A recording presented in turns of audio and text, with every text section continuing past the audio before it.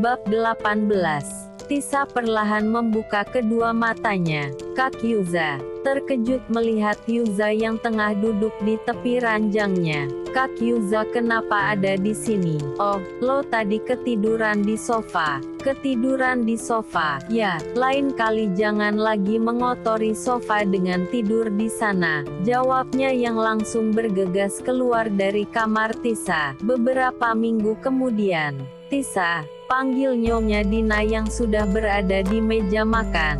Tisa berlari kecil dari arah dapur, buru-buru menghampiri majikannya itu. Ya, Nyonya, ini. Memberikan roti panggangnya pada Tisa. Cepat berikan selai coklat. Baik, balas Tisa patuh. Segera mengambil pisau dan mengoleskan dengan rata pada roti tersebut. Sayang, bagaimana dengan rencanamu yang akan kuliah di Australia? Kapan kamu akan ke sana? Tanya Nyonya Dina pada putranya mengingat Yuza yang baru selesai melaksanakan ujian nasional. Aku tidak ingin kuliah di sana, balas Yuza seraya mengunyah sarapannya. Sontak saja hal itu membuat kedua orang tuanya terkejut. Kenapa sayang? Nyonya Dina menatap heran. Karena sebelumnya Yuza terlihat begitu ambisius ingin melanjutkan pendidikannya di sana. Tidak, aku hanya merasa universitas di sini pun tak kalah bagus, Yuza beralasan, dan aku tidak ingin meninggalkan rumah. Lanjutnya, melirik Tisa yang masih sibuk memberikan selai. Ya sudah, dimanapun kamu kuliah yang penting kamu harus tetap fokus pada pendidikanmu, sahut Pak Handoko tidak keberatan pada Yuza yang tiba-tiba mengubah keputusannya. Setelah menyelesaikan semua pekerjaannya, siang itu Tisa pun kembali ke kamarnya. Bu Rati. Tisa mengeritkan dahinya melihat panggilan dari Bu Rati. Halo Tisa, ujar wanita tersebut dari balik telepon. Ya, Bu, ada apa? Apa terjadi sesuatu pada ibuku? Cecar Tisa yang langsung khawatir. Tidak Tisa, ibumu baik-baik saja. Hanya saja suami ibu yang bekerja di luar kota sedang sakit. Sedang sakit? Ya. Tisa, jadi ibu harus menyusulnya ke sana. Ibu tidak bisa menjaga ibumu untuk sementara waktu. Kamu bisa kan meminta izin cuti untuk sementara waktu? Tisa terdiam, merasa pesimis akan mendapatkan izin terlebih sampai detik ini Nyonya Dina masih menunjukkan kesukaannya.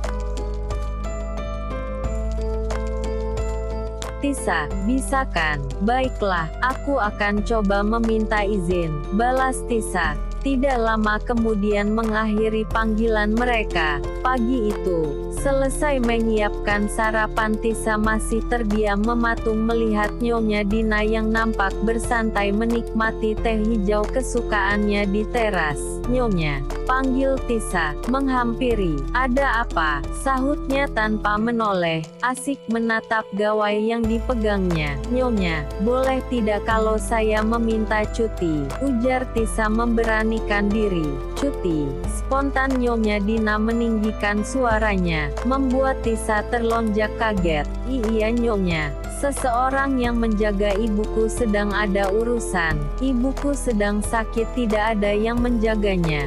Tisa menjelaskan, itu bukan urusan saya. Kamu ini baru bekerja tapi sudah meminta cuti.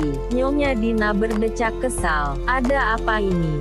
Pak Handoko yang hendak keluar rumah menghampiri keduanya. Ini Pak, masa anak ini mau minta cuti? Dia kan belum juga lama bekerja. Aduh Nyonya Dina dengan wajah kesalnya. Tisa, memangnya kenapa kamu meminta izin? Ibu saya sakit. Tidak ada yang menjaganya di rumah, lirih Tisa. Pak Handoko terdiam sejenak. Ya sudah, jika kamu ingin menjaga ibumu untuk sementara waktu, saya mengizinkannya. Pak, saya yang membayar penuh gajinya. Saya berhak memberinya izin. Sela Pak Handoko sebelum istrinya itu protes. Terima kasih. Saya akan segera kembali bekerja jika ibu saya ada yang menjaga, balas Tisa tersenyum sumringah. Setelah mendapatkan izin hari itu juga Tisa bergegas pulang ke rumah ibunya. Assalamualaikum Bu. Salam Tisa seraya membuka pintu. Ibu Desi pun menyambutnya dengan seulas senyum hangat. Aku kangen ibu. Tisa memeluk ibunya. Ibu sudah makan. Menatap wajah sang ibu yang tidak lagi terlihat pucat walau kondisinya belum membaik. Aku buatkan makan untuk ibu ya. Ibu Desi mengangguk pelan. Tisa pun bergegas menuju dapur membuatkan ayam goreng dan sayur sup kesukaan ibunya lalu menyantap makan siang bersama. Obat ibu sudah mau habis. Bu Mamna melihat di laci hanya tersisa beberapa bulir obat. Bu, aku keluar dulu ya, beli obat untuk ibu. Pamit Tisa yang langsung bergegas ke apotek untuk membeli obat. Selesai mendapatkan obat, Tisa bergegas pulang dengan menaiki angkutan umum. Di tengah perjalanan matanya terfokus pada salah satu gedung universitas. Berhenti Pak, ujar Tisa yang membuat sang supir langsung menginjak remnya mendadak. Tisa pun turun mendekat ke arah gerbang yang menjulang tinggi, membentengi gedung itu. Kamu mahasiswi di sini? Tanya security yang berjaga, melihat Tisa yang sedari tadi diam mematung. Ya, security itu pun mempersilahkan Tisa masuk. Perlahan Tisa melangkah menyusuri pelataran kampus yang sangat luas. Tisa memutar pandangannya ke segala penjuru kampus, lalu tersenyum lir. Haruskah aku mengubur semua cita-citaku? Gumamnya memandangi gedung yang berdiri kokoh di hadapannya. Ya, ini salah satu universitas ternama di kotanya. Sudah sejak lama Tisa menginginkan untuk bisa melanjutkan pendidikannya di sana. Namun rasanya semua kini hanya tinggal angan-angan. Janin di perutnya sudah memupuskan semua impiannya. Assalamualaikum Bu. Tak lama Tisa kembali. Eyung, gumam Ibu Desi menyodorkan sebuah paper bag pada Tisa. Apa ini Bu? Tisa mengeritkan dahinya meraih paper bag tersebut. Ibu Desi menggerakkan kedua tangannya, seolah menjelaskan jika tadi ada yang mengantarkan paper bag tersebut padanya. Dress. Tisa terbelalak melihat dress cantik berwarna peach di dalamnya. Siapa yang mengirimkannya? Nada pesan di ponselnya berdering. Tisa segera merogoh saku hodiahnya, mengambil ponselnya. Tisa, apa kamu sudah menerima dressnya? Tulis Bagas dalam pesannya. Kak Bagas. Tisa tercengang. Gitu tahu Bagaslah yang mengirim dress tersebut. Sementara di kamarnya Bagas menatap layar ponselnya, jemarinya dengan lihai mengetik pesan di sana. Nanti malam akan ada acara prom night. Apa kamu mau menemaniku dengan menggunakan dress itu? Bagas mengutarakan maksudnya. 15 menit Bagas berulang kali mengecek layar ponselnya namun tak juga ada balasan dari Tisa. Sudahlah, dia tidak mungkin menerima ajakanku. Batin Bagas mulai merasa pesimis. Sampai tak nada pesan di ponselnya kembali berdering. Baiklah, aku mau. Aku tunggu di rumah ibu. Balasan Tisa seketika membuat Bagas menyunggingkan senyum. Tidak menyangka jika Tisa akan menerima ajakannya. Malam itu Bagas bergegas bersiap dengan mengenakan pakaian terbaiknya. Tidak ingin Tisa menunggu lama, Bagas pun segera keluar rumah untuk menjemput Tisa. Bagas melajukan mobilnya dengan kecepatan sedang melewati jalan yang lengang. Loh, kenapa ini? Bagas memasang wajah bingung saat mobilnya tiba-tiba terhenti. Ia pun bergegas keluar untuk mengeceknya. Ya ampun, pakai acara bocor lagi nih ban. Berdecak kesal melihat ban mobilnya yang tiba-tiba bocor. Sementara di rumah Tisa berulang kali melirik jam di pergelangan tangannya. Kenapa Kak Bagas belum juga datang ya? Gumam Tisa, bingung karena nomor Bagas pun tidak bisa dihubungi. Apa aku pergi ke tempat acara saja ya? Lanjutnya, mengingat Bagas mengatakan acara tersebut mulai pukul 8, Tisa pun pamit. Berpikir mungkin Bagas sudah menunggunya di sana. Tidak berapa lama kemudian Tisa sampai di sebuah hotel tempat di mana acara pelepasan anak SMA itu dilaksanakan. Tisa melangkah ballroom hotel. Seseorang yang berjaga memberikan sebuah topeng berwarna gold untuk dikenakan setiap siswa dan siswi yang datang. Tisa pun mengenakan topeng yang menutupi sebagian wajahnya, di mana Kak Bagas memutar pandangannya, mencari Bagas. Tisa spontan menoleh, melihat sosok pria bertubuh tinggi tegap menghampirinya. "Ayo masuk," meraih tangan Tisa untuk ikut dengannya. Tisa tersenyum, yakin jika pria itu Bagas. Suasana malam itu berlangsung meriah. Semua siswa dan siswi yang siap melepas status pelajarnya pun tampak berbahagia mengapresiasikan perasaan mereka. Lantunan musik di ruang acara yang semula memekakan telinga berganti dengan alunan musik yang terdengar lembut. "Berdansalah denganku," ajak pria itu kembali meraih tangan Tisa. "Aku tidak bisa berdansa, aku akan mengejarimu," bisiknya lembut. Menuntun langkah Tisa bergabung dengan yang lain. Tisa mendadak merasa gugup saat pria di hadapannya menautkan jemarinya juga.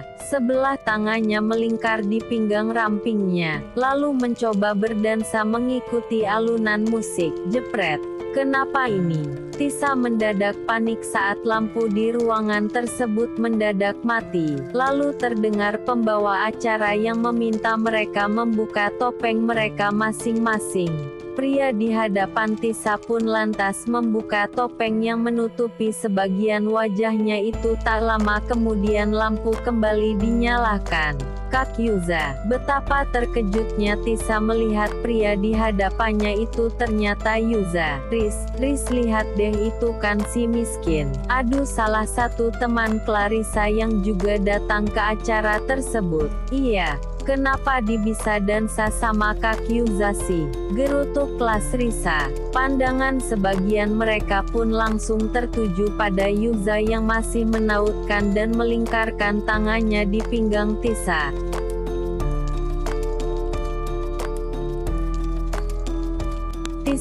Bagas yang datang terlambat pun tak kalah terkejutnya melihat pemandangan itu. "Kak Bagas." Tisa panik sekaligus malu, ternyata ia sudah salah orang. Bagas melirik Yuza yang memperlihatkan senyum menyebalkannya. Bagas yang merasa kesal pun segera keluar dari tempat acara. "Kak Bagas." Tisa berusaha mengejar Bagas. "Kak, tunggu," panggilnya terus menyusul langkah Bagas yang terus berjalan menuju mobilnya terparkir. "Kak, tunggu, aku minta maaf." Berusaha menahan lengan Bagas. "Aku kira tadi itu Kak Bagas, karena semuanya pakai topeng Kak," jelas Tisa dengan polosnya, merasa tidak enak. "Tisa, kamu sadar Yuza menyukaimu?" Tisa menggeleng. Sangat tidak mungkin jika Yuza menyukainya. Pastilah ia mau bertanggung jawab atas kehamilannya. "Tidak, Kak Yuza tidak mungkin menyukaiku. Dia menyukaimu. Dia tidak menyuakiku." Bagas menghela nafas kasar. "Lalu bagaimana kalau aku menyukaimu?" Tisa tersentak lalu kembali menggeleng pelan. "Kamu tidak boleh menyukaiku," lirihnya. Bagas tidak boleh menyukai wanita dan kotor dan hamil sepertinya. "Aku mencintaimu, sangat mencintaimu." Bagas menatap dalam, mengutarakan perasaannya. "Aku hanya wanita hamil. Kamu tidak boleh mencintaiku," balas Tisa terbata-bata. "Aku tetap akan mencintaimu, sekalipun aku harus bertanggung jawab atas kehamilanmu." Sekarang katakan padaku siapa yang menghamilimu, aku akan mengatakan padanya jika aku mencintaimu, ujar Bagas meraih punggung tangan Tisa. Tisa menepisnya, bergegas pergi meninggalkan Bagas tanpa mengatakan apapun. Sementara di tempat yang berbeda Pak Handoko masih terduduk di kursi kerjanya. Masuk, ujarnya dari dalam ruangan. Mendengar ketukan pintu. Permisi Pak. Seorang pria menyembulkan wajahnya di balik pintu perlahan masuk. Bagaimana? Apa kamu sudah mendapat informasi tentang keadaannya? Tanya Pak Handoko pada pria yang sudah berdiri di seberang meja kerjanya. Sudah Pak, sekarang wanita itu tengah mengalami stroke. Ya, dan dia sedang dirawat oleh anak perempuannya. Pak Handoko melempar berkas yang dipegangnya ke meja. Anak perempuan.